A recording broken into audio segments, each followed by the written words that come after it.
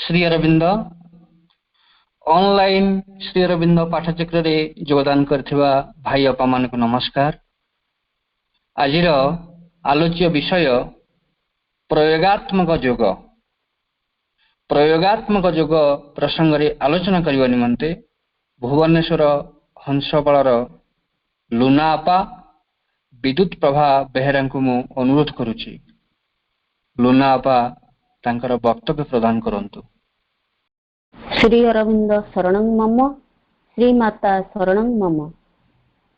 स्वयं आद्यशक्ति दिव्य जननी, ज्ञानमयी प्रेममयी शक्तिमयी परमा जननी को मोर प्रणाम एवं प्रेमर परम प्रभु आलोकमय अग्निमय शाश्वत प्रभु श्री अरविंद को मोर अंतरर भक्तिपूत प्रणाम। एही आध्यात्मिक पूर्ण सुंदर संध्यारे आस्पृहाशील दिव्य संतान मानकु मोर अंतरंग प्रणाम। दिव्य जननी ओ परम प्रभु को निवेदन करी आरंभ करुछि आजिर विषय को। आजिर विषय वस्तु रखा जाइछि प्रयोगात्मक योग। दीर्घ दिन एही श्री अरविंद पाठचक्र रे दूराभास माध्यम रे अनेक योग संबंधी और साधना संबंधी तथ्य शुणी आसছে। अनेक वक्ता और अनेक विषय वस्तु परिवेश शांत मनमुग्धकर नीरवता मध्यरे आनंदरे शुणुछे। पौराणिक उपाख्यानटीए कहूची श्रीमद् भगवत गीता 10म अध्याय श्लोक नंबर 6 रे वर्णना करा जाइछि। भगवान का शब्द ब्रह्मरु चारि सनक आविर्भाव हेले। तांकु चारि संतान बा चारि सत्ता कहि परिबा। सेमाने हेले सनक, सनंदन, सनातन और सनत कुमार। एही चारि सत्तांक बयस सर्वदा 5 वर्ष। सेमाने 3 लोक और प्रत्येक जुगरे भ्रमण करुथांती और करंती मध्य। भगवान का प्रति भक्ति ज्ञान और वैराग्य प्रचार करती। जड़े वक्ता हुंती, अन्य 3 जन श्रोता हुंती। शुणी शुणाई आनंद अनुभव करती। सेही चारि सनकंक द्वारा अनुप्राणित आमे समस्ते आजी जुगोपयोगी अनुसारे श्री अरविंद पाठचक्र रे बसी शुणुछे और शुणाई आनंद अनुभव करुछे। जड़े वक्ता हेउछे, अन्य समस्ते श्रोता होइछे। जगत जननी माँ और प्रभु को कथामृत शुणुछे, किछि बुझुछे एवं आनंद अनुभव करुछे। जीवन रे प्रयोग करने को प्रयास मध्य करुछे। यह हेउची दैनंदिन कार्यक्रम। ऑल लाइफ इज योग। मानव सभ्यता हठात सृष्टि होई नहीं। कोटि कोटि वर्षर परीक्षा निरीक्षा परे माँ प्रकृति राणीकर एक उपहार स्वरूप एही मानव जाति आसीछि। पंच महाभूतरु आविष्कार होईछि। आमर भरण पोषण पाई उद्भिद जगत और प्राणी जगत सृष्टि करिछंती। परस्पर सुरक्षा प्रदान करुछे और अभिवृद्धि रे साहाय्य करुछे। यार परिसमाप्ति नहीं।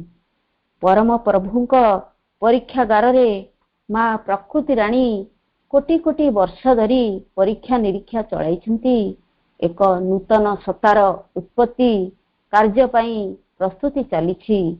आमे सेही विज्ञानगारर उपादान। स्वर्णकार सुना को जेपरी पोडुछंती, एसिड रे पकाउछंती, हातुड़ी रे पिटुछंती, सेही भली आम्भमानकु विभिन्न दुख जंत्रणा रोग जरा मृत्यु मध्य देई आमको परीक्षा करा जाउछि। एहा मरणशील जगतर अभ्यास। एहाकु अतिक्रम करने को हेब।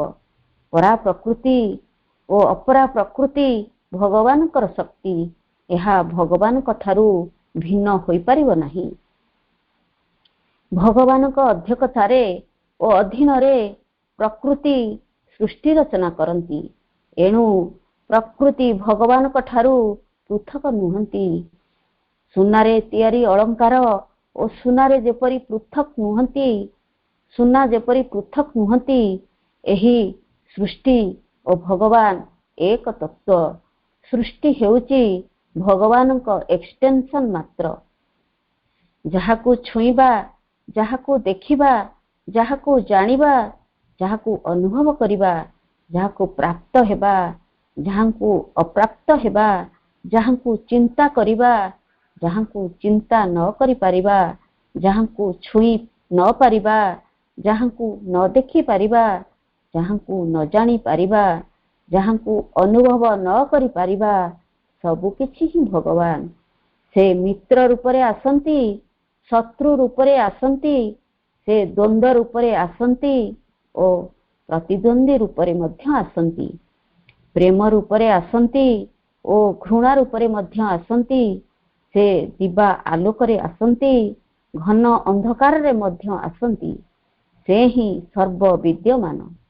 ଆମର ଚତୁର୍ଦିଗରେ ଅଛନ୍ତି, ଆମରି ଭିତରେ ଅଛନ୍ତି, ଆମକୁ ଘୋଡ଼ାଇ ରଖିଛନ୍ତି, ଆମକୁ ଉପରକୁ ଉଠାଇ ମଧ୍ୟ ରଖିଛନ୍ତି, ଆମକୁ କୋଳରେ ଧରିଛନ୍ତି, ଆମର ହାତ ଧରି ସାଥିରେ ଚାଲୁଛନ୍ତି। ଆମ ଭାବନାରେ, ଆମ ଅନୁଭବରେ, ଆମ କର୍ମରେ, ଆମ ଭାଗ୍ୟରେ ସେ ହିଁ ଅଛନ୍ତି। ସେ ଆମ ଅନ୍ତରାତ୍ମାରେ ଅଛନ୍ତି। ଭକ୍ତ କବି ମଧୁସୂଦନ ରାଓ ସ୍ତବଟିଏ ଜଣାଉଛନ୍ତି ପ୍ରଭୁଙ୍କ ଉଦ୍ଦେଶ୍ୟରେ। ଯାହା ମୁଁ କରଇ, ଯାହା ମୁଁ କହଇ, ଯାହା ମୁଁ ଚିନ୍ତଇ ମନେ, ଜଗତର କର୍ତ୍ତା ପରମ ଈଶ୍ୱର ଜାଣୁଛନ୍ତି ପ୍ରତି କ୍ଷଣେ। ମୋ ପାଶେ ଅଛନ୍ତି ଦିବସ ରଜନୀ, ମହାପ୍ରଭୁ ପରାତ୍ପର। ଏକଥା ସୁମରି ହୃଦୟେ ତାହାଙ୍କୁ, ପୂଜିବି ମୁଁ ନିରନ୍ତର। ଆମେ ପୃଥିବୀକୁ ଆସିବା ପୂର୍ବରୁ ଆମ ପାଇଁ ମା ପ୍ରକୃତି ରାଣୀ କେତେ ଫଳ, ଫୁଲ, ଖାଦ୍ୟ, ଶସ୍ୟ ଭଣ୍ଡାର ଆମ ପାଇଁ ପ୍ରସ୍ତୁତ କରି ରଖିଛନ୍ତି। ତାହା ଯଦି ଭାବିବା, ଆମର ହୃଦୟଟି କୃତଜ୍ଞତାରେ ଭରିଯିବ। ସେ ହିଁ ଆମର ଜନନୀ, ମା ହିଁ ସବୁ କରିପାରନ୍ତି। ଏ ସୁନ୍ଦର ସଂସାରରେ ଜନ୍ମ ଦେଇଛନ୍ତି, ବାପ ମା ରୂପରେ ଯତ୍ନ ନେଉଛନ୍ତି, ଭରଣ ପୋଷଣ କରୁଛନ୍ତି, ଛୋଟ ବଡ଼ ଅଳି ଅଝଟ ଶୁଣୁଛନ୍ତି, ଗୁରୁ ରୂପେ ଶିକ୍ଷା ଦେଉଛନ୍ତି, ପରିବେଶ ରୂପେ ଅଗ୍ରଗତିରେ ସହାୟ ହେଉଛନ୍ତି, ଉପାର୍ଜନର ସାମର୍ଥ୍ୟ ଦେଉଛନ୍ତି, ମାନସିକ, ଶାରୀରିକ, ପ୍ରାଣିକ ଓ ଆଧ୍ୟାତ୍ମିକ ଅଭିବୃଦ୍ଧି ପାଇଁ ଉପାୟ ଓ ସୁଯୋଗ ମଧ୍ୟ ଦେଉଛନ୍ତି। ତାଙ୍କର ଅପାର କରୁଣା। ଭକ୍ତ କବି ମଧୁସୂଦନ ରାଓ ସଂସାର ବିଷୟରେ ରଚନା କରନ୍ତି। ଆକାଶ ଦିଶେ କି ସୁନ୍ଦର, ତାହାକୁ ରଚିଲେ ଈଶ୍ୱର। ଉଜ୍ଜଳ ସୂର୍ଯ୍ୟ ଚନ୍ଦ୍ର ତାରା, ନୀଳ ସମୁଦ୍ର ଶ୍ୟାମ ଧାରା। ପର୍ବତ ନଦୀ ତରୁମାନ, ସୃଜିଲେ ପ୍ରଭୁ ଭଗବାନ। ନାନା ବର୍ଣ୍ଣର ଫୁଲ ଫଳ, ବୃକ୍ଷର ପଲବ କୋମଳ। ମନୁଷ୍ୟ ପଶୁ ପକ୍ଷୀ ଆଦି, ସକଳ ସୃଜିଲେ ଅନାଦି। ତାଙ୍କରି ଆଜ୍ଞାରେ ପବନ, ସର୍ବତ୍ର କରେ ବିଚରଣ। ଅଗ୍ନି ତାଙ୍କର ଆଦେଶରେ, ଉତ୍ତାପ ତେଜ ଦାନ କରେ। ଈଶ୍ୱର ଦୟାର ସାଗର, ତାଙ୍କରି ମହିମା ସୁମର। ଦୁଇଟି କଥା କହିବାକୁ ଯାଉଛି। ଆମେ ସମସ୍ତେ ଜାଣିଛେ ଆମ ମଧ୍ୟରେ ଥିବା 3ଟି ଗୁଣ, 20ଟି ଭାବ ବିଷୟରେ। ଏହା ଶ୍ରୀମଦ୍ ଭଗବତ ଗୀତାରେ ବର୍ଣ୍ଣନା ହୋଇଛି। 10ମ ଓ 14ଦଶ ଅଧ୍ୟାୟରେ। 3 ଗୁଣ ହେଲା ତମୋ ଗୁଣ, ରଜୋ ଗୁଣ, ସତ୍ତ୍ୱ ଗୁଣ। ଏହି 3ଟି ଗୁଣ ଆମ ମଧ୍ୟରେ ସମ ପରିମାଣରେ ନାହିଁ। ଏହା କ୍ରମ ଅନୁଯାୟୀ ପରିବର୍ତ୍ତନ ଘଟୁଛି। ଏହି ବିଷୟରେ ସଂକ୍ଷିପ୍ତରେ କହୁଛି। ଗୋଟିଏ ଅବସ୍ଥାରୁ ଅନ୍ୟ ଏକ ଅବସ୍ଥାକୁ ଗଲେ କ'ଣ ହୁଏ? ତମ ଗୁଣରୁ ଅତିକ୍ରମ କରି ଉଚ୍ଚତର ଚେତନାକୁ ଗଲେ ଆମ ମଧ୍ୟରେ ବୀରତ୍ୱ, ସାହସ ଓ ଅନ୍ୟାୟ ନିବାରଣ ସାମର୍ଥ୍ୟ ଆସିଯିବ। ରଜଗୁଣରୁ ଅତିକ୍ରମ କରି ଉଚ୍ଚତର ଚେତନାକୁ ଗଲେ ଆମ ମଧ୍ୟରେ ଲୋକ ସମ୍ପର୍କ, ପରମାର୍ଥ ଓ ପବିତ୍ରତା ସାମର୍ଥ୍ୟ ଆସିଯିବ। ସତ୍ୱଗୁଣରୁ ଅତିକ୍ରମ କରି ଉଚ୍ଚତର ଚେତନାକୁ ଗଲେ ଆମ ମଧ୍ୟରେ ପ୍ରେମ, ଦୟା, ସମର୍ପଣ ଭାବ ଜାଗ୍ରତ ହୋଇଯିବ। ଏହା ହେଉଛି ଆମ ଅନ୍ତଃଚେତନାର କ୍ରମୋନ୍ନତି। ଏହାପରେ ଆମ ମଧ୍ୟରେ ଥିବା 20ଟି ଭାବ ବିଷୟରେ ଆଲୋଚନା କରିବା। ଜନ୍ମରୁ ଆମ ମଧ୍ୟରେ 20ଟି ଭାବ ଦିଆଯାଇଛି। ସେଗୁଡ଼ିକ ହେଲା ବୁଦ୍ଧି, ଜ୍ଞାନ, ସୁଖ, ଦୁଃଖ, ଉତ୍ପତ୍ତି, ବିନାଶ, ଭୟ, ଅଭୟ, ସମତା, ସନ୍ତୋଷ, ଯଶ, ଅପଯଶ, ତପ, ଦାନ, ସତ୍ୟ, କ୍ଷମା, ସମ, ଦମ, ଅସମୋହ ଓ ଅହିଂସା।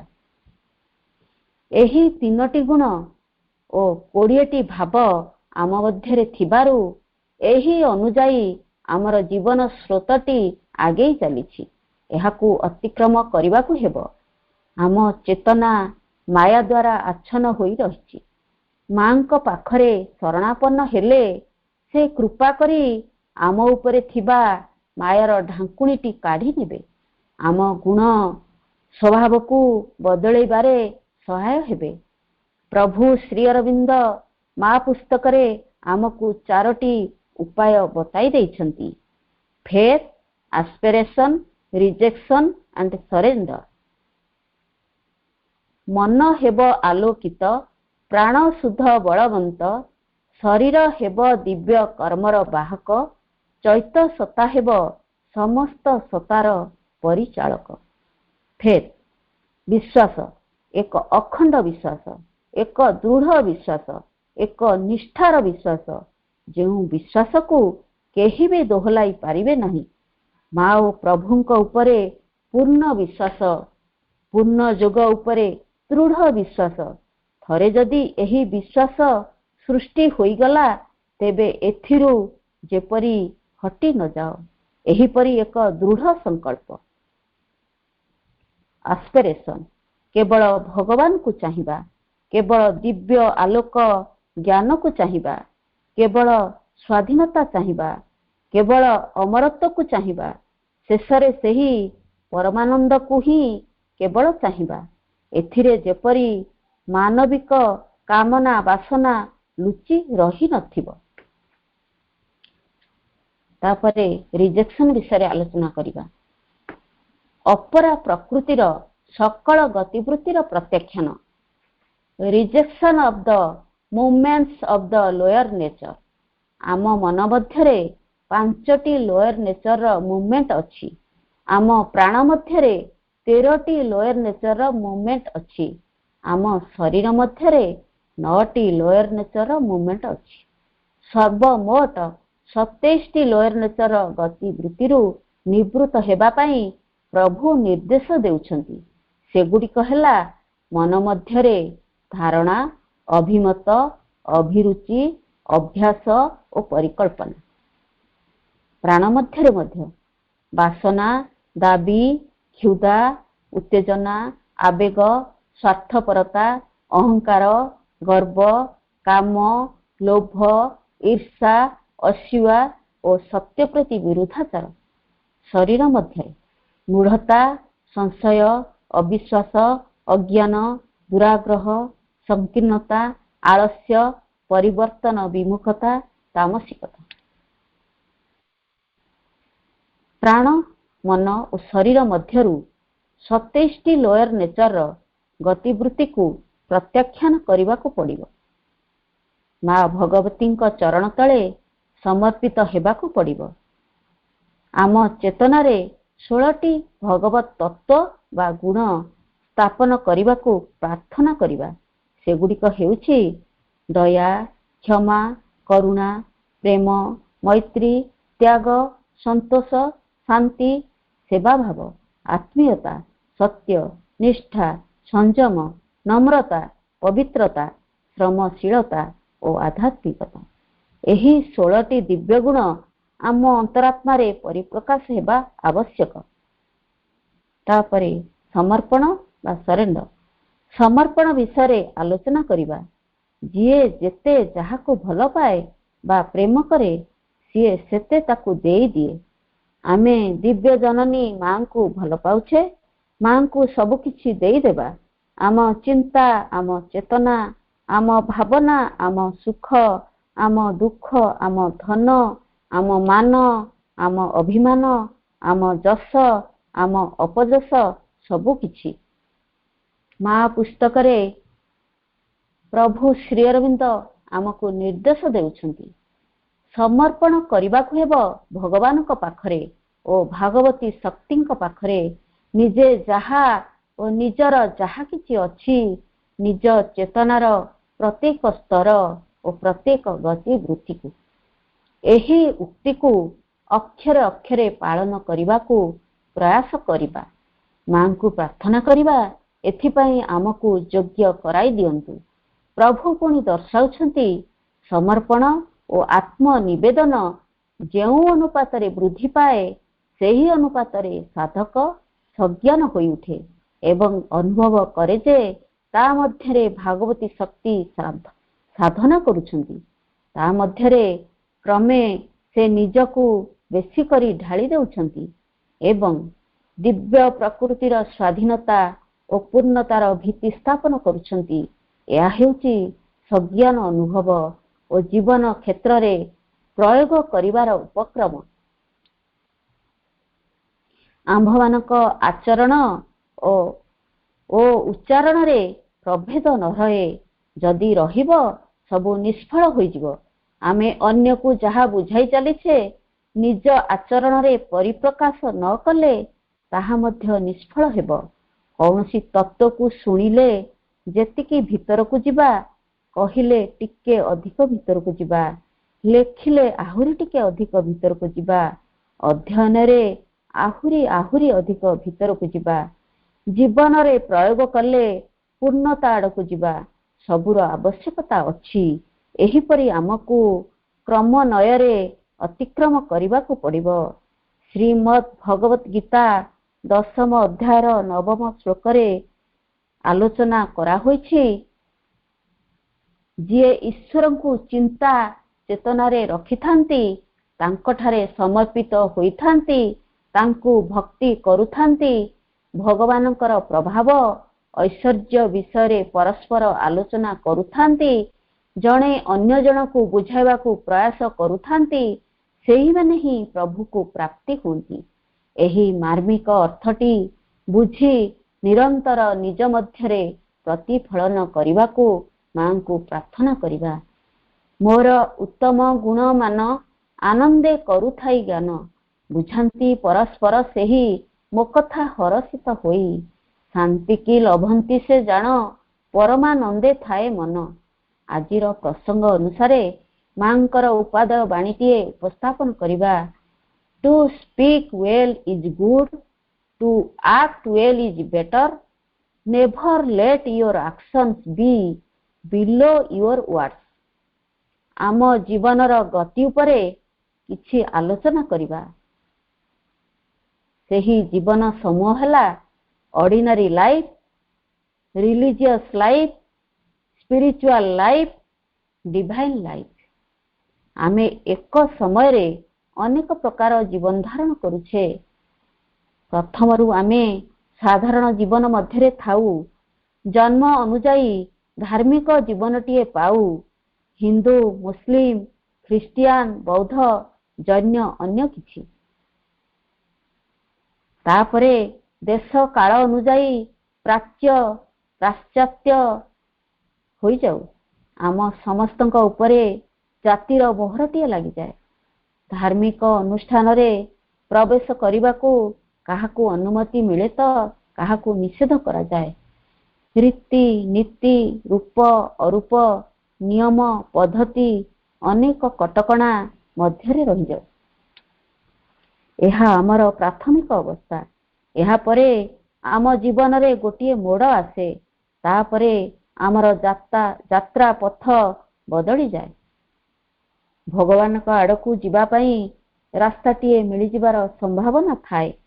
ଏଥି ନିମନ୍ତେ 3 ମହାନ ବ୍ୟକ୍ତିତ୍ୱ ବିଷୟ ଆଲୋଚନା କରିବା। ପ୍ରଥମେ ଶଙ୍କରାଚାର୍ଯ୍ୟଙ୍କ ବିଷୟରେ କହୁଛି। ଶଙ୍କରାଚାର୍ଯ୍ୟ ଏକ ସାଧାରଣ ପରିବାରରେ ଜନ୍ମଗ୍ରହଣ କରିଥିଲେ। ତାଙ୍କ ମାତାଙ୍କ ଇଚ୍ଛା ଥିଲା ପୁତ୍ର ବିଦ୍ୟା ଅଧ୍ୟୟନ ପରେ ସାଂସାରିକ ଜୀବନ ଅତିବାହିତ କରିବେ, କିନ୍ତୁ ସେ ବିବାହ ପାଇଁ ମନା କରିଦେଲେ।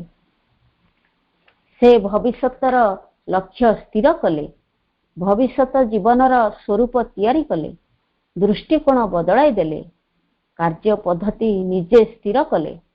ତାଙ୍କୁ ହିଁ ସବୁ ଆରମ୍ଭ କରିବାକୁ ପଡ଼ିଲା। ପରବର୍ତ୍ତୀ ସମୟରେ ସେ ଶଙ୍କର ଭଗବାନଙ୍କ ଅବତାର ରୂପେ ପୂଜିତ ହେଲେ। ତାପରେ ବିବେକାନନ୍ଦ ବିଷୟରେ। ସେ ବିବେକାନନ୍ଦ ଏକ ସାଧାରଣ ବିଦ୍ୟାର୍ଥୀ ଥିଲେ। ଖାସ୍ ପ୍ରତିଭାବାନ ମଧ୍ୟରେ ତାଙ୍କର ନାମ ନଥିଲା। ଘରର ଆର୍ଥିକ ପରିସ୍ଥିତି ସ୍ୱଚ୍ଛଳ ନଥିଲା। ପିତାଙ୍କ ମୃତ୍ୟୁ ପରେ ଘରର ସବୁ ଦାୟିତ୍ୱ ପଡ଼ିଲା। ଏହି ସମୟରେ ନିଜର ଚିନ୍ତା, ଦୃଷ୍ଟିକୋଣ, ଜୀବନର ଲକ୍ଷ୍ୟ ତଥା ଉଦ୍ଦେଶ୍ୟ ବଦଳାଇ ଦେଲେ। ପରବର୍ତ୍ତୀ ସମୟରେ ବିଶ୍ୱବିଖ୍ୟାତ ସ୍ୱାମୀ ବିବେକାନନ୍ଦ ରୂପେ ଜଗତରେ ବିଦିତ ହୋଇଗଲେ। ତାପରେ ବାଲ୍ମୀକି। ଜୀବନର ପ୍ରାଥମିକ ଅବସ୍ଥାରେ ନିକୃଷ୍ଟ ଆଉ ଘୃଣ୍ୟ ଥିଲେ ଦସ୍ୟୁ ରତ୍ନାକର। ସମସ୍ତେ ତାଙ୍କୁ ଭୟ କରୁଥିଲେ ଆଉ ଧିକ୍କାର ମଧ୍ୟ କରୁଥିଲେ। ଯେତେବେଳେ ସେ ନିଜକୁ ବଦଳାଇବାକୁ ପ୍ରୟାସ କଲେ, ସେ ଋଷି ବାଲ୍ମୀକି ରୂପେ ପରିଣତ ହୋଇଗଲେ। ସୀତା ମାଙ୍କୁ ଆଶ୍ରମରେ ରହିବାକୁ ସୁଯୋଗ ଦେଲେ। ଲବକୁଶଙ୍କର ଲାଳନ ପାଳନର ଦାୟିତ୍ୱ ନେଲେ। ରାମାୟଣ ରଚନା କରି ସର୍ବଶ୍ରେଷ୍ଠ ଋଷି ରୂପେ ବିବେଚିତ ହେଲେ।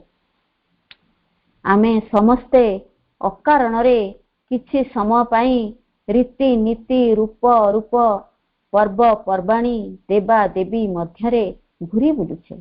ବର୍ତ୍ତମାନ ସମୟ ଆସିଛି ନିଜକୁ ସଂଗଠିତ କରିବାକୁ ହେବ। ଉଚ୍ଚତର ଚେତନାରେ ଜୀବନଯାପନ କରିବାକୁ ପଡ଼ିବ।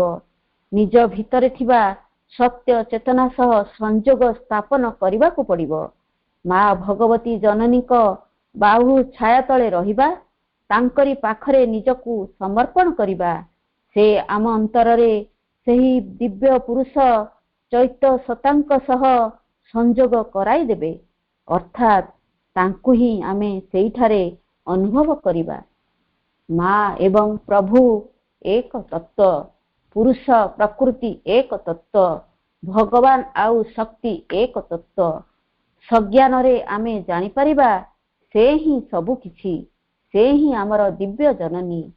ମହାପୁସ୍ତକର 5ମ ଅଧ୍ୟାୟରେ ପ୍ରଭୁ ଆମକୁ ଦର୍ଶାଇ ଦେଇଛନ୍ତି, ତୁମେ ଅନୁଭବ କରିବ ଯେ ତୁମେ ମାଙ୍କର ସନ୍ତାନ, ତାଙ୍କ ଚେତନା ଓ ଶକ୍ତିର ସନାତନ ଅଂଶ। ସେ ତୁମ ମଧ୍ୟରେ ଏବଂ ତୁମେ ତାଙ୍କ ମଧ୍ୟରେ। ତୁମର ସମସ୍ତ ଚିନ୍ତା, ସମସ୍ତ ଦୃଷ୍ଟି, ସମସ୍ତ କର୍ମ, ପ୍ରତି ନିଶ୍ୱାସ ପ୍ରଶ୍ୱାସ, ପ୍ରତ୍ୟେକ ଗତିବୃତ୍ତି ତାଙ୍କଠାରୁ ଆସିଛି। ସେ ସବୁ ତାଙ୍କରି। ଏହି ହେବ ତୁମର ସହଜ, ସ୍ୱାଭାବିକ ଓ ନିରବଚ୍ଛିନ୍ନ ଉପଲବ୍ଧି। ତୁମେ ଜାଣିବ, ଦେଖିବ, ଅନୁଭବ କରିବ ଯେ ଜଗନ୍ମାତା ତୁମକୁ ଏକ ବିଶେଷ ବ୍ୟକ୍ତି ଓ ଶକ୍ତି ରୂପେ ତାଙ୍କର ନିଜ ସତ୍ତାରୁ ନିଜେ ହିଁ ଗଢ଼ିଛନ୍ତି। ଲୀଳା ନିମିତ୍ତ ବାହାରକୁ ପ୍ରକଟ କରି ଧରିଛନ୍ତି। ତେବେ ବି ସର୍ବଦା ହିଁ ତୁମେ ତାଙ୍କ ମଧ୍ୟରେ ନିରାପଦରେ ରହିଛ। ତାଙ୍କ ସତ୍ତାର ତୁମେ ସତ୍ତା, ତାଙ୍କରି ଚେତନାର ତୁମେ ଚେତନା, ତାଙ୍କରି ଶକ୍ତିର ତୁମେ ଶକ୍ତି, ତାଙ୍କରି ଆନନ୍ଦର ତୁମେ ଆନନ୍ଦ। ଏହାକୁ ଚିନ୍ତା, ଚେତନା, ଅନୁଭବ, କର୍ମରେ ପ୍ରତିଫଳିତ କରିବାକୁ ହେବ। ଆମ ଭିତରେ ଲୁଚି ରହିଥିବା ଶିକ୍ଷା, ଦକ୍ଷତା, କୌଶଳ, ଜ୍ଞାନର ଅଭିବୃଦ୍ଧି କରୁଛେ। ଆମର ଜୀବନ ଧାରଣର ମାନ ମଧ୍ୟ ବଢ଼ାଇ ଚାଲିଛେ। ପ୍ରଥମରେ ଆସିଲା ଷ୍ଟ୍ରଗଲ ଫର ଏକ୍ଜିଷ୍ଟାନ୍ସ, ତାପରେ ଆସିଲା ଷ୍ଟ୍ରଗଲ ଫର ଏଷ୍ଟାବ୍ଲିଶମେଣ୍ଟ, ତାପରେ ଆସିଲା ଷ୍ଟ୍ରଗଲ ଫର କମ୍ଫର୍ଟ, ତାପରେ ଆସିଲା ଷ୍ଟ୍ରଗଲ ଫର ଲିଡରସିପ। ଏଇଠି ଆମକୁ ଇଗୋ ଦଖଲ କରିନେଲା। ମୂଳ ଉତ୍ସକୁ ଭୁଲିଗଲୁ। ଆମେ ପଞ୍ଚ ମହାଭୂତରୁ ସୃଷ୍ଟି ହେଲୁ, ସୃଷ୍ଟିକର୍ତ୍ତାଙ୍କୁ ଭୁଲିଗଲୁ ଏବଂ ତାଙ୍କ ଉଦ୍ଦେଶ୍ୟକୁ ମଧ୍ୟ ଭୁଲିଗଲୁ। ଏହି ପଞ୍ଚ ମହାଭୂତକୁ ବିନିଯୋଗ କରି ଆମେ ରଚନା କଲୁ ରସାୟନ, କୃଷି, ବିଦ୍ୟୁତ, ବାଷ୍ପ, ଶିଳ୍ପ, ସଙ୍ଗୀତ, ଭାଷା, ସାହିତ୍ୟ, ବାହନ, ଗୃହ ନିର୍ମାଣ, ଚିକିତ୍ସା, ଶାସନ, ଖଗୋଳ ବିଦ୍ୟା, ଅସ୍ତ୍ରଶସ୍ତ୍ର, ଦର୍ଶନ, ଭୂ ପରିଶୋଧନ, ଧନ, ସୁଖ, ସୁବିଧା, ଆରାମ। ଏହାରି ଭିତରେ ବାନ୍ଧି ହୋଇଗଲୁ। ନିଜକୁ ପରିଚିତ କଲୁ ଡାକ୍ତର, ଇଞ୍ଜିନିୟର, ପ୍ରଫେସର, ବ୍ୟବସାୟୀ, ଶିଳ୍ପପତି, ବୈଜ୍ଞାନିକ, ମହାକାଶ ଯାତ୍ରୀ, ମନ୍ତ୍ରୀ, ନେତା, ଗୃହରକ୍ଷୀ, ସୈନିକ, କୃଷକ, କୃଷିବିତ୍, ଆହୁରି ଅନେକ କିଛି। ଏବେ ବିଚାର କରି ଦେଖିବା କେଉଁଠୁ ଆସିଥିଲେ, କାହିଁକି ଆସିଥିଲେ, କେଉଁ ଦିଗକୁ ଚାଲିଛେ, କେଉଁଠି ପହଞ୍ଚିଛେ? ଏହା ଆମ ସମସ୍ତଙ୍କ ପାଇଁ ଏକ ପ୍ରଶ୍ନବାଚୀ। ଆମେ ମୂଳତତ୍ତ୍ୱକୁ ଭୁଲିଛେ, ନୂତନ ସର୍ଜନା କରିଚାଲିଛେ। ଆମେ ଭାବୁଛେ ଏହା ଆମର ଅଭିବୃଦ୍ଧି, ପ୍ରକୃତରେ ତାହା ନୁହେଁ। ପ୍ରଥମରୁ ଆଲୋଚନା କରିଛେ, ଆମ ମଧ୍ୟରେ 3ଟି ଗୁଣ, 20ଟି ସ୍ୱଭାବ ଭଗବାନ ଦେଇଛନ୍ତି। ପ୍ରଭୁ ଶ୍ରୀ ଅରବିନ୍ଦ ଆମକୁ ଦର୍ଶାଇଛନ୍ତି। ଆମ ମନ, ପ୍ରାଣ, ଶରୀରରେ 27ଟି ଲୋୟର ନେଚରର ଗତିବୃତ୍ତିକୁ ରିଜେକ୍ସନ କରିବା ପାଇଁ ଏହା ମଧ୍ୟ ଆଲୋଚନା ସରିଛି। ସେଥିପ୍ରତି ଆମେ ଧ୍ୟାନ ଦେବା। ଆମ ମଧ୍ୟରେ 16ଟି ଦିବ୍ୟ ଗୁଣକୁ ଜାଗ୍ରତ କରିବା। ଅନ୍ତର୍ଚେତନାକୁ ଭଗବତ ଉଦ୍ଦେଶ୍ୟରେ, ଭଗବତ ଚେତନାରେ ଅଭିବୃଦ୍ଧି କରିବା ହିଁ ପ୍ରକୃତ ଅଭିବୃଦ୍ଧି। କିନ୍ତୁ ଆମେ ଲାଗିଛେ ମ୍ୟାନ, ମ୍ୟାଟେରିଆଲ, ମନି ଆଣ୍ଡ ଲିଡରସିପରେ ଅଭିବୃଦ୍ଧି ପାଇଁ ଯୋଜନା ପରେ ଯୋଜନା କରିଚାଲିଛେ। ଆମର ଚେତନାରେ କୌଣସି ପରିବର୍ତ୍ତନ ପାଇଁକି ଆମ ଦୃଷ୍ଟି ଯାଉନାହିଁ। କେବେ ନିରୋଳାରେ ବସି ଭାବୁଛି କି ମୁଁ କାହିଁକି ରାଗୁଛି, କାହିଁକି ଈର୍ଷା କରୁଛି, କାହିଁକି କୁଭାଷା ପ୍ରୟୋଗ କରୁଛି, କାହିଁକି ଅନ୍ୟର ଧନ ସମ୍ପତ୍ତିକୁ ହଡପ କରୁଛି, କାହିଁକି କାହାକୁ ପ୍ରତାରଣା କରୁଛି, କାହିଁକି ଠକୁଛି, କାହାଠାରୁ ଅର୍ଥ ଉଧାରି ଆଣିଥିଲେ ଫେରସ୍ତ କରିବାକୁ ବାହାନା କରୁଛି, ଉପରକୁ ଉଠିବାକୁ ଚାହିଁଲେ ଅନ୍ୟକୁ ଠେଲି ଫୋପାଡ଼ି ଆଗକୁ ଯିବାକୁ ଚାହୁଁଛି, କାହିଁକି ଅନ୍ୟର ସମୃଦ୍ଧି ଦେଖି ମୋର ହୃତ୍କମ୍ପ ହେଉଛି, କାହିଁକି ନିଜ ଭିତରେ ନିରାଶ ହତାଶ ଭାବ ଆସିଯାଉଛି, କାହିଁକି ରୋଗ ମୃତ୍ୟୁ କଥା ଶୁଣି ଭୟଭୀତ ହେଉଛି, ଧନୀ ହେବା ପାଇଁ ଚୋରି କରୁଛି, କୌଶଳ କରି ରାଜନୀତିର ମିଶୁଛେ, ଅସତ୍ୟ ଅନ୍ୟାୟକୁ ଜୀବନର ସାଥୀ ରୂପେ ବାଛି ନେଉଛେ, କାହିଁକି ଏପରି ହେଉଛି? ଥରେ ଭାବି ଦେଖିବା। ଏଥିରୁ ନିବୃତ୍ତି ପାଇଁ ଚେଷ୍ଟା କରିବା। ଏହା କେବଳ ସମ୍ଭବ ଯୋଗ ସାଧନା ମାଧ୍ୟମରେ, ଅର୍ଥାତ୍ ଭଗବାନଙ୍କ ସହ ଯୋଗଯୁକ୍ତ ହେଲେ, union with the divine. Sri Aurobindo ପାଠଚକ୍ର ମାଧ୍ୟମରେ ଯାହା ଶୁଣୁଛେ, ଯେଉଁ ପୁସ୍ତକ ଅଧ୍ୟୟନ କରୁଛେ, ଯେଉଁ ଜ୍ଞାନ ଆହରଣ କରୁଛେ, ସବୁକିଛିକୁ ଜୀବନ କ୍ଷେତ୍ରରେ ପ୍ରୟୋଗ କରିବାକୁ ହେବ। ଏହା ହୋଇବ ପ୍ରୟୋଗାତ୍ମକ ଯୋଗ। One drop of practice is better than ocean of theories. ଆଜିର ପ୍ରସଙ୍ଗ ଅନୁଯାୟୀ ଗୋଟିଏ ମାର୍ମିକ ସତ୍ୟ ଉପସ୍ଥାପନ କରୁଛି। କର୍ମ ବିନା ଅନ୍ନ ନାହିଁ, ଅନ୍ନ ବିନା ଜୀବନ ନାହିଁ। ଯିଏ କର୍ମ କରୁନାହିଁ ତାର ଭୋଜନ ଗ୍ରହଣ କରିବାର ଅଧିକାର ନାହିଁ। ଖାଦ୍ୟ ବିନା ଜୀବନ ଧାରଣ ଅସମ୍ଭବ। କର୍ମ ନିର୍ଦ୍ଧାରଣ ବ୍ୟକ୍ତି ସତ୍ତାର ପୂର୍ବ ବର୍ଣ୍ଣିତ 3ଟି ଗୁଣ 20ଟି ଭାବ ଅନୁଯାୟୀ ହୋଇଥାଏ। ଯିଏ କର୍ମରେ ଆସକ୍ତି ରଖିବ, କର୍ମରେ କର୍ତ୍ତୃତ୍ୱ ଭାବ ଓ ପ୍ରଭୁତ୍ୱ ବିସ୍ତାର କରିବ, ସିଏ କର୍ମ ଦ୍ୱାରା ବାନ୍ଧି ହୋଇଯିବ, କର୍ମଫଳ ଭୋଗ କରିବାକୁ ବାଧ୍ୟ ହେବ, ଜନ୍ମ ମରଣ ଚକ୍ରରେ ଘୂରି ବୁଲିବ। କର୍ମର ବିଭାଜନ 4 ପ୍ରକାର ହୋଇଛି। 1ରେ ନିଷିଦ୍ଧ କର୍ମ ବା ପାପ କର୍ମ, 2ରେ ଉତ୍ତମ କର୍ମ ବା ସାଧାରଣ କର୍ମ, 3ରେ ନିଷ୍କାମ କର୍ମ ବା ଭାଗବତ ସମର୍ପିତ କର୍ମ, 4ରେ ଭାଗବତ କର୍ମ ବା ଦିବ୍ୟ କର୍ମ।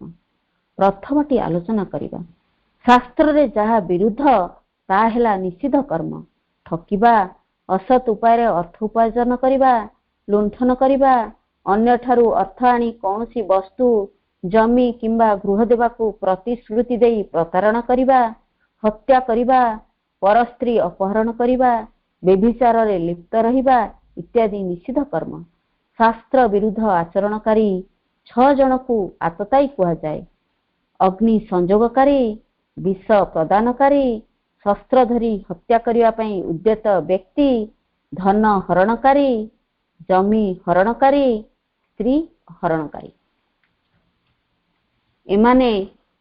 ଏମାନେ ଚେତନାରେ ନିମ୍ନଗାମୀ ହୋଇଯାନ୍ତି। ମା ପୁସ୍ତକରେ 6ଠ ଅଧ୍ୟାୟରେ ପରମ ପ୍ରଭୁ ଆମକୁ ସଚେତନ କରାଇ ଦେଇଛନ୍ତି। ବିରୋଧୀଙ୍କ ପକ୍ଷରେ ତାଙ୍କର କୋପାନଳ ଭୟଙ୍କର, ଭୀରୁ ପକ୍ଷେ ତାଙ୍କର ଚାପ ପୀଡ଼ାଦାୟକ ଓ ଭୀଷଣ। ଯଦି ଏହାକୁ ଜାଣି ଆମେ ସଚେତନ ନ ହେବା, ତେବେ ପ୍ରଭୁ ପୁଣି ଏକ ସଚେତନ ବାର୍ତ୍ତା ଦେଉଛନ୍ତି। କାହାକୁ ତଳେ ପକାଇ ଦିଅନ୍ତି ଅଥବା କାହାକୁ ଠେଲି ଦେଇ ଅନ୍ଧକାର ମଧ୍ୟରେ ପକାଇ ରଖନ୍ତି। ବିରୋଧୀଙ୍କ ମାନଙ୍କୁ ବିରୋଧୀର ଫଳ ଭୋଗ କରିବାକୁ ସେ ବାଧ୍ୟ କରାନ୍ତି। ଅଜ୍ଞାନକୁ, ମୂଢ଼କୁ ସେମାନଙ୍କର ଅନ୍ଧତାକୁ ଆଶ୍ରୟ କରି ପରିଚାଳନା କରନ୍ତି। ଆମେ ନିଷିଦ୍ଧ କର୍ମରୁ ନିବୃତ୍ତି ହେବା ପାଇଁ ମାଙ୍କୁ ଆକୁଳ ପ୍ରାର୍ଥନା କରିବା ଏବଂ ସମର୍ପିତ ହେବା ପାଇଁ ପ୍ରୟାସ କରିବା। ଦ୍ୱିତୀୟଟି ଆଲୋଚନା କରିବା, ଉତ୍ତମ କର୍ମ ବା ସାଧାରଣ କର୍ମ। ଦୈନନ୍ଦିନ ଆମେ ଯେଉଁ କର୍ମ କରୁଛେ ତାହା ସାଧାରଣ କର୍ମ ବା ଉତ୍ତମ କର୍ମ। ସେଗୁଡ଼ିକ ହେଲା ନିଜ ହିତ ସକାଶେ, ପରିବାର ହିତ ସକାଶେ, ପୁତ୍ର, କନ୍ୟା, ପିତା, ମାତା ଓ ବନ୍ଧୁମାନଙ୍କ ହିତ ସକାଶେ,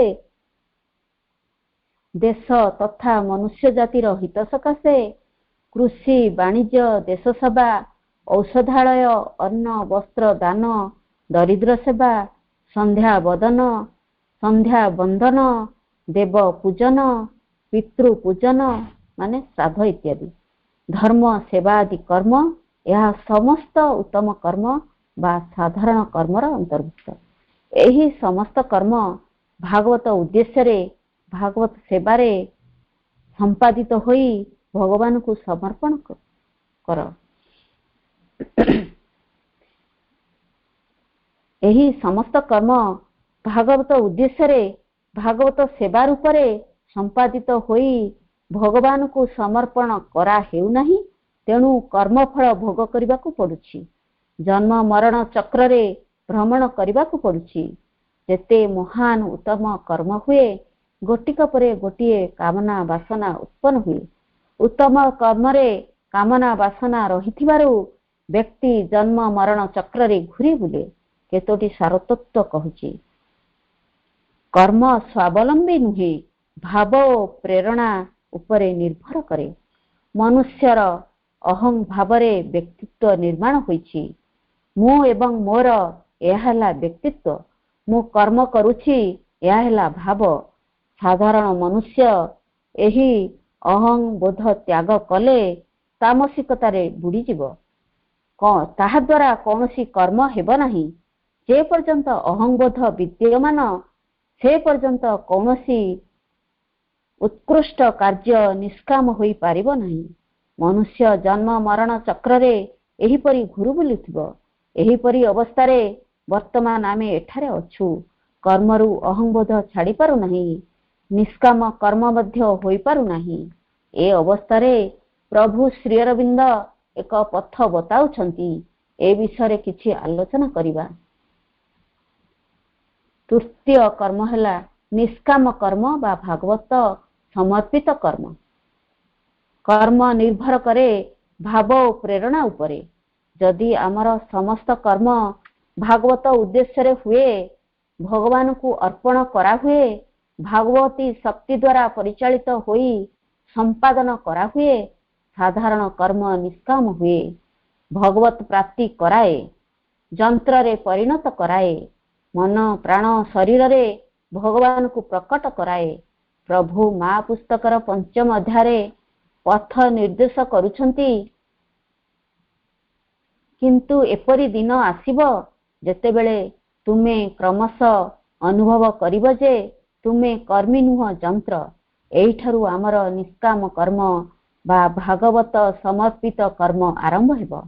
ପ୍ରଭୁ ପୁଣି ନିର୍ଦ୍ଦେଶ ଦେଉଛନ୍ତି, ଏହାପରେ ତୁମର ଉପଲବ୍ଧି ହେବ ଯେ ଭାଗବତୀ ଶକ୍ତି କେବଳ ପ୍ରେରଣା ଦିଅନ୍ତି ନାହିଁ, ପଥ ଦେଖାଇ ଚଳାନ୍ତି ନାହିଁ, କିନ୍ତୁ ତୁମର କର୍ମର ପ୍ରବର୍ତ୍ତନ ଓ ଉଦ୍ଯାପନ ସେ ହିଁ କରନ୍ତି। ସେ ହିଁ ତୁମ ସମସ୍ତ ଗତିର ଉତ୍ସ। ତୁମର ସମସ୍ତ ଶକ୍ତି ତାଙ୍କର। ତୁମ ମନ ପ୍ରାଣ ଦେହ ତାଙ୍କ କ୍ରିୟାର ଆନନ୍ଦମୟ ସଚେତନ ଯନ୍ତ୍ର, ତାଙ୍କ ଲୀଳାର ଉପକରଣ, ସ୍ଥୂଳ ଜଗତରେ ତାଙ୍କ ପ୍ରକାଶର ଆଧାର। ଏହି ଅବସ୍ଥାରେ ପହଞ୍ଚିଲା ପରେ ପ୍ରଭୁ କେତୋଟି ସତର୍କତା ବାର୍ତ୍ତା ଦେଉଛନ୍ତି। ଯନ୍ତ୍ର ବୋଲି ଗର୍ବ କରିବ ନାହିଁ, ଆତ୍ମମ୍ଭରିତା ଓ ଔଦ୍ଧତ୍ୟକୁ କୌଣସି ସ୍ଥାନ ଦେବ ନାହିଁ। ମା ଭଗବତୀଙ୍କର ଶକ୍ତି ରାଜି ଆମ ମଧ୍ୟରେ କାର୍ଯ୍ୟ କରୁଥିଲା ବେଳେ ନିଜର ବ୍ୟକ୍ତିଗତ ବ୍ୟବହାରରେ ଲଗାଇବ ନାହିଁ। ସ୍ୱତନ୍ତ୍ର ତୃପ୍ତି ପାଇଁ ମଧ୍ୟ ବ୍ୟବହାରରେ ଲଗାଇବ ନାହିଁ। କୌଣସି ଦାବି ଓ ଜିଦ୍ ରଖିବ ନାହିଁ। ସର୍ବୋପରି ଅହଙ୍କାରର ସମସ୍ତ ବିକୃତି ଦୋଷରୁ ନିଜକୁ ମୁକ୍ତ ରଖିବ। ଏହିପରି ଭାବ ରଖି ସମସ୍ତ କର୍ମ କଲେ ବା ସମ୍ପାଦନ କଲେ ନିଷ୍କାମ କର୍ମ ବା ଭଗବତ ସମର୍ପିତ କର୍ମ ହୋଇପାରିବ। A practical guide to integral yoga ପୁସ୍ତକରେ ମା କହିଛନ୍ତି, to work for the divine is to pray with the body. Work done in the true spirit is meditation. ଭଗବାନଙ୍କ ପାଇଁ କର୍ମ କରିବା ହେଉଛି ଶରୀରର ପ୍ରାର୍ଥନା। ଯଥାର୍ଥ ମନୋଭାବ ନେଇ କର୍ମ କରିବା ହେଉଛି ଧ୍ୟାନ। ଭାଗବତ କର୍ମ ବା ଦିବ୍ୟ କର୍ମ ଏ ବିଷୟରେ କିଛି ଆଲୋଚନା କରିବା।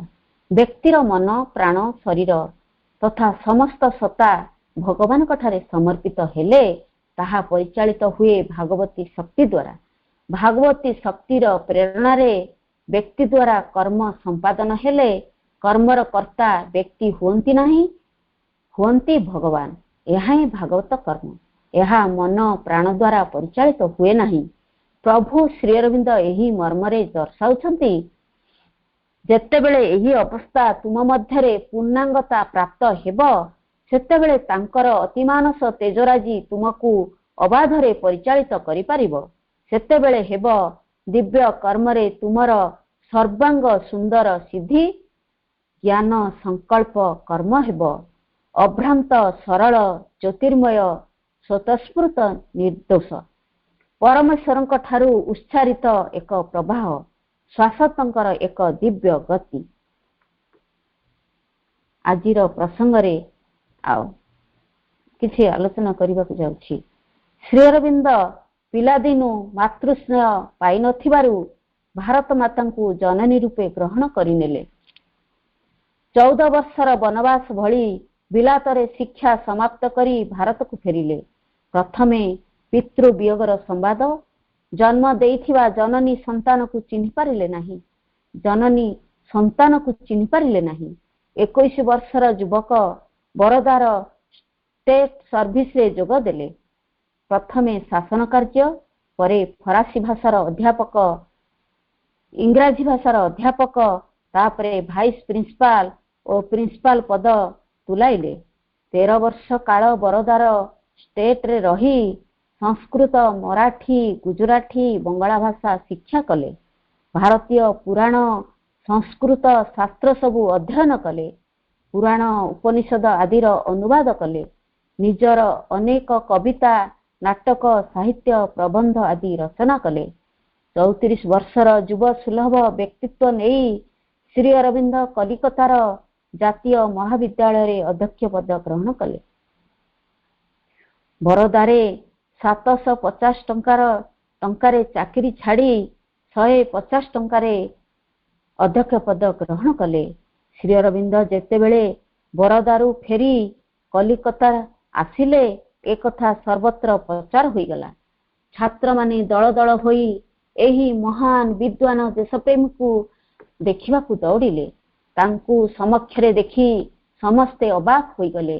ସାଧାସିଧା ନିତାନ୍ତ ନିରୀହ ଭଦ୍ରଲୋକ ସାମାନ୍ୟ ଖଣ୍ଡିଏ ଧୋତି ସାର୍ଟଟିଏ ପିନ୍ଧିଛନ୍ତି। ପାଦରେ କାନଭାସ ଜୋତା, ନିତ୍ୟାନ୍ତ ମୃଦୁଭାଷୀ, ମୁଖରେ ସାମାନ୍ୟ ସଲଜ ହସ।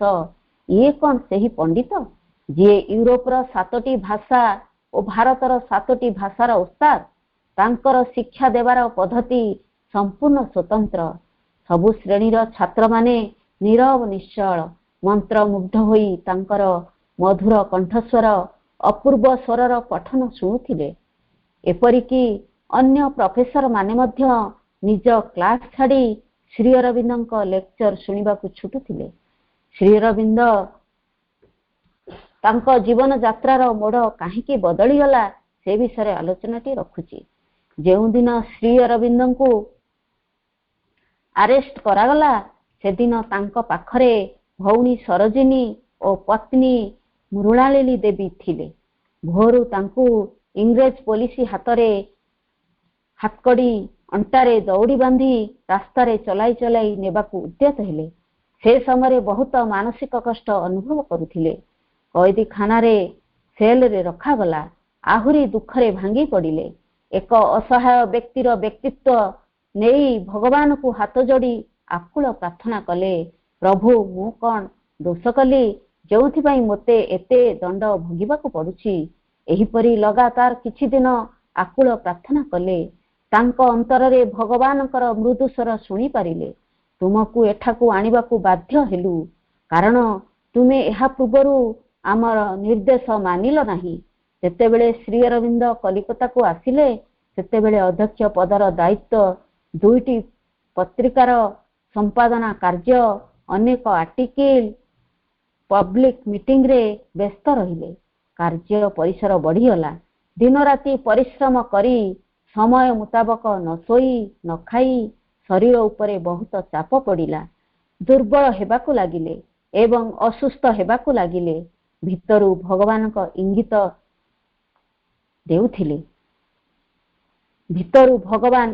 ଦେଉଥିଲେ, ଥମିଯାଅ, ବିଶ୍ରାମ ନିଅ। କିନ୍ତୁ ଶ୍ରୀ ଅରବିନ୍ଦ ସ୍ୱାଧୀନତା ସଂଗ୍ରାମରେ ଆସକ୍ତିରେ ବ୍ୟାପୃତ ହୋଇ ନିର୍ଦ୍ଦେଶ ମାନି ନଥିଲେ। ତେଣୁ କାରାଗାରକୁ ଆଣିବା ପାଇଁ ଭଗବାନ ବାଧ୍ୟ ହେଲେ। ସଠିକ ଉତ୍ତର ପାଇ ସେ ଛୋଟ ଶିଶୁ ସଦୃଶ ହୋଇଗଲେ ଓ ଭଗବାନଙ୍କ କଥା ମାନି ଚଳିବାକୁ ଆରମ୍ଭ କଲେ। ଏହି ହେଲା ଏକ ରହସ୍ୟମୟ ବିଷୟ। ସେହି ଦିନଠାରୁ ଶ୍ରୀ ଅରବିନ୍ଦ ଭଗବାନଙ୍କ ନିର୍ଦ୍ଦେଶ ଶୁଣନ୍ତି ଏବଂ କାର୍ଯ୍ୟ କରନ୍ତି। କାରାଗାର ହୋଇଗଲା ଯୋଗ କ୍ଷେତ୍ର। ଭଗବାନଙ୍କ ସାନ୍ନିଧ୍ୟ ପାଇବାର ଅପୂର୍ବ ସୁଯୋଗ। ଭଗବାନଙ୍କ ନିର୍ଦ୍ଦେଶରେ ଶ୍ରୀ ଅରବିନ୍ଦ ପଣ୍ଡିଚେରୀକୁ ଆସିଲେ। ଇଂରେଜ ସରକାର ଓ ଦେଶବାସୀ ଭାରତକୁ ଫେରିବା ପାଇଁ ଅନେକ ପ୍ରଲୋଭନ ଓ ନିବେଦନ କରିଥିଲେ। ସେ ସବୁକୁ ପ୍ରତ୍ୟାଖ୍ୟାନ କଲେ। ତାଙ୍କର ଗୋଟିଏ ମାତ୍ର ଉତ୍ତର ଥିଲା, ମୋ ହାତରେ ବର୍ତ୍ତମାନ ଅନେକ କାର୍ଯ୍ୟ, ଯିବାର ଉପାୟ ନାହିଁ। ଯେଉଁ କାର୍ଯ୍ୟ ପାଇଁ ମୁଁ ଏଠାକୁ ଆସିଛି ତାହା ଯେତେ ଦିନ ପର୍ଯ୍ୟନ୍ତ ସଫଳ ନ ହୋଇଛି ମୁଁ ଯାଇପାରିବି ନାହିଁ। ପଣ୍ଡିଚେରୀ ମୋର ତପସ୍ୟାର ସ୍ଥାନ। ସେହି ତପସ୍ୟାର କାର୍ଯ୍ୟ ମୋର ଅନ୍ତରସ୍ଥ ଆତ୍ମାର ନିର୍ଦ୍ଦେଶ। ଏଠାରୁ ମୁଁ ଇଞ୍ଚେ ବି ଟଳିବି ନାହିଁ। ପ୍ରଭୁଙ୍କର ପ୍ରଥମ 4 ବର୍ଷ ପଣ୍ଡିଚେରୀର କାହାଣୀଟି କହି ମୋର ବକ୍ତବ୍ୟ ସମାପ୍ତ କରିବି। ସେ ସମୟରେ ପଣ୍ଡିଚେରୀରେ ଶ୍ରୀନିବାସାଚାରୀ ଜଣେ ଦେଶଭକ୍ତ ଥିଲେ। ସେ ଶ୍ରୀ ଅରବିନ୍ଦଙ୍କୁ ଖୁବ୍ ଯତ୍ନରେ ଆଶ୍ରୟ ଦେଲେ। ସାଥିରେ ଥିଲେ 4 ଜଣ ସଙ୍ଗୀ, ଶ୍ରୀ ନଳିନୀକାନ୍ତ ଗୁପ୍ତ, ଶ୍ରୀ ସୁରେଶ ଚକ୍ରବର୍ତ୍ତୀ, ଶ୍ରୀ ବିଜୟ ନାଗ, ଶ୍ରୀ ସୌରୀନ୍ଦ୍ର ବସୁ। ଶ୍ରୀ ଅରବିନ୍ଦ ନିସମ୍ବଳ ଥିଲେ। ଅର୍ଥାଭାବରେ ବହୁଦିନ ପର୍ଯ୍ୟନ୍ତ ବହୁ କଷ୍ଟରେ ଦିନ ଅତିବାହିତ କରିବାକୁ ପଡ଼ିଲା। ଏହି 4 ବର୍ଷର ବିଶେଷ ଘଟଣା ହେଲା, ସେ ଖୋଲା ଚକ୍ଷୁରେ ଧ୍ୟାନ କରିବାକୁ ଖୁବ୍ ଅଭ୍ୟସ୍ତ ଥିଲେ। ସେ ବାହାରେ ଯାହା କିଛି କରନ୍ତୁ ନା କାହିଁକି ମନ ତାଙ୍କର ସବୁ ସମୟରେ ଯୋଗ କାର୍ଯ୍ୟରେ ଲାଗି ରହୁଥିଲା। ପୂର୍ବରୁ ସେ ବେଦ ପଢ଼ିନଥିଲେ। ଏହି ସମୟରେ ବେଦଗୁଡ଼ିକ ସବୁ ଭଲ ଭାବରେ ପଢ଼ିନେଲେ। ଖାଇବା ସମୟରେ ଖାଉଥିଲେ, ଶୋଇବା ସମୟରେ ଶୋଉଥିଲେ, ଚା ଟେବୁଲରେ ସଙ୍ଗୀମାନଙ୍କ ସହ କଥାବାର୍ତ୍ତା ହେଉଥିଲେ, ମଝିରେ ମଝିରେ ବହି ପଢ଼ୁଥିଲେ।